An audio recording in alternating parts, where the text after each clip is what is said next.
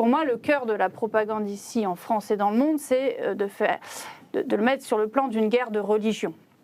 Ah oui, de tout. Et donc, d'où le terme de terrorisme, guerre contre le terrorisme islamiste. Ça dépolitise la chose. Mais qui fait oublier qu'en fait, on est dans une guerre pour la terre et un conflit pour la terre, et qu'il y a un projet, je finis là-dessus, du gouvernement de Netanyahou, ex-Motrich et Ben-Gvir, qui est vraiment...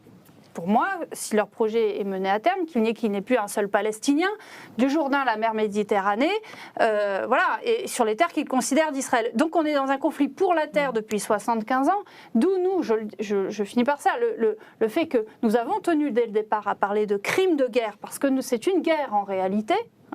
Et que nous avons aussi, je le redis, nous, de la même façon qu'Amnesty International, l'AFP, BBC, etc., nous n'avons pas voulu qualifier directement cela d'organisation terroriste en ce qui concerne le Hamas, parce que pour nous, on tombait dans le choc de civilisation, le bien contre le mal, etc. Ce qui ne nous a pas empêché de parler par ailleurs d'actes terroristes à certains moments, mais nous voulions nous placer sur le plan. J'explique notre position dans cette guerre dans cette propagande de guerre. Nous voulions nous positionner dès le départ pour avoir une position cohérente encore aujourd'hui, qui rejoint d'ailleurs des associations comme, je ne parle pas évidemment de la FPS, etc., mais y compris Amnesty International et d'autres, de parler de crimes de guerre et de poser les choses sur un plan juridique et du droit international. Alors, je voudrais parler aussi pas seulement que de la propagande de guerre d'Israël, mais je pense aussi tous les relais qu'il y a en France, et à commencer par le gouvernement. C'est-à-dire que quand Yael Braun-Pivet, la présidente de l'Assemblée nationale, dit directement soutien inconditionnel au gouvernement d'Israël, quand Macron, le président Macron en Israël, dit à Netanyahou « Tout ce que vous faites là, je cite, c'est une cause juste », point final, c'est exactement le terme.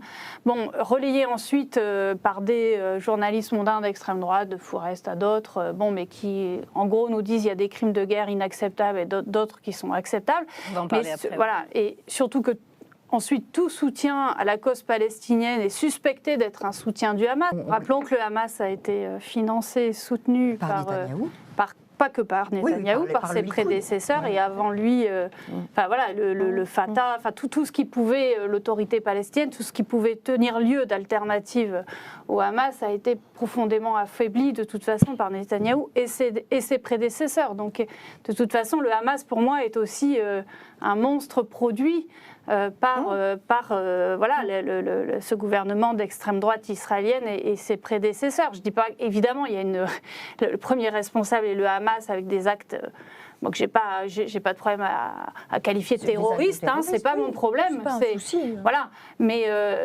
en tout cas, c'est une situation pour laquelle le gouvernement d'extrême droite de Netanyahou a une profonde responsabilité. C'est même pas moi qui le dis, c'est par exemple le président Bourlange du MoDem, du groupe parlementaire du MoDem, ou de Villepin, parce qu'il reste quand même une droite gaulliste dans ce pays qui a encore un petit lien avec la réalité et surtout la politique diplomatique traditionnelle de la France, de Gaulle à Chirac, qui était de dire que d'abord il fallait le respect des droits palestiniens pour pouvoir obtenir de la justice. Et c'est ce que dit de Villepin ce matin en interview quand il dit, grosso modo, il dit sans justice, pas de paix. Bon. C'est clair. Maintenant, j'ai juste envie d'amener, je sais que c'est compliqué dans une situation comme ça d'amener un peu d'espoir, voilà.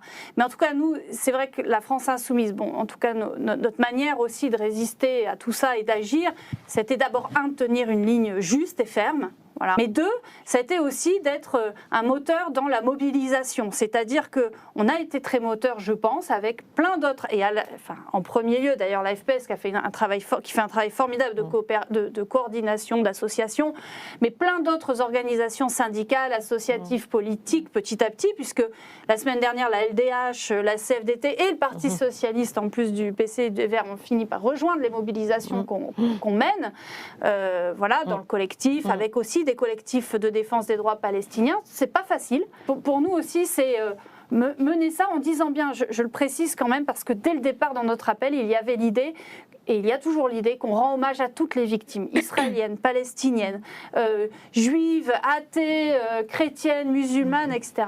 Et que donc on se rassemble, et qu'on condamne par ailleurs autant les crimes de guerre du Hamas que les crimes de guerre aujourd'hui perpétrés par le gouvernement israélien. Pour nous, c'est important aussi. C'est pas toujours facile d'ailleurs de discuter ça et de porter ça, y compris avec des organisations palestiniennes qui sont complètement meurtries, endeuillées, etc. Voilà. Mais je vous dis un peu ce travail qui est pas facile, mais qui nous semble absolument nécessaire et qu'on mène actuellement avec la SPS notamment, pour avoir des rassemblements les plus larges possibles et qui grandissent, quoi.